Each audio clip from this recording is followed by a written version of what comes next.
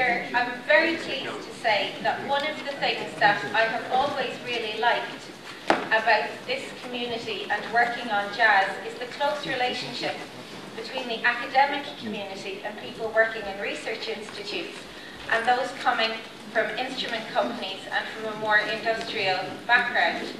So I'm very pleased that we also have some speakers with us representing some of the instrument companies that we know are going to be so important in the development of the subject over the next 25 years, as they have been up to now. And in a small change to our program, today we have Lothar Rottmann here from Thermo to speak with us about some developments. So I'll hand over. So thanks for a kind introduction, and it's really a pleasure being back in China again. So I was in China several times, and every time I enjoyed it very much. So I'm not pretty sure it will be the same this time. Today I will talk a little bit about enhancing the performance of sector-field ICP-MS, and of course it's work we have done in Bremen, so also with my colleagues, Thorsten Lindemann, Mike Hamester, and Julie Mills. But first of all, I have some questions for you. Did you know what happens 30 years ago? Any idea? It actually was the first ICP-MS paper published by Sam Hauck and some other colleagues. So that's 30 years ago. Do you know what was 25 years ago? But this answer should be very simple. Of course, publication of the Journal of Analytical Atomic Spectroscopy by the Royal Society of Chemistry. You know what happened 20 years ago, and I admit it's maybe only Norbert who will know the answer for that. So in Bremen, Germany, it's the northern part of Germany, the Tiger project started. Tiger was the project name, which finally results in the element products. So that's... Do you know the abbreviation of Tiger?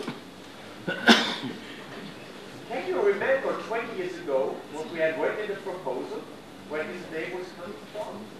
Nobody will tell me. Transmission, improve, geometry, enhances resolution. Such a long name, I can't. Yeah, this is sector field mass spectrometry. Exactly. Thanks very much. So, and this was what finally was then the result of this Tiger project. It was the element, or a lot of people named the element 1. And as you may know, it was introduced in 1993. And I just put some performance data on, just to remind you where we came from and where we are now in the end. So the sensitivity at the first instrument that was delivered was 20,000 counts per second per ppb or million. Maybe you remember this when we come later to talk about the current sensitivity. We had a detection system, 9 orders of magnitude dynamic range. The mass resolution at that time was maximum 7,500. Scan speed jumping from Mars 23 to Mars 240 was 600 microseconds. And it was funny, I looked even in the requirement list for this project, and it says it has to be a routine tool for low resolution and for high and medium resolution, or higher mass resolution. It's for research purpose only. We never will use it in routine. So when we jump in the year 2005, and even not jumping in 1999 when the LM2 was introduced, the LSR was introduced, and at that time we already had a sensitivity of 1 million counts per second on medium. So dramatic increase already during this time. With this system, we already gained more than 12 orders of magnitude dynamic detection range. The resolution achieved is greater than 10,000. Scan speed also improved significantly, jumping from Mars 7 from lithium to 240 and back to Mars 7. in less than 150 milliseconds. And since, of course, the requirements in the first instance were not correct, we have to establish a very high mass stability in order to have a routine tool for high resolution.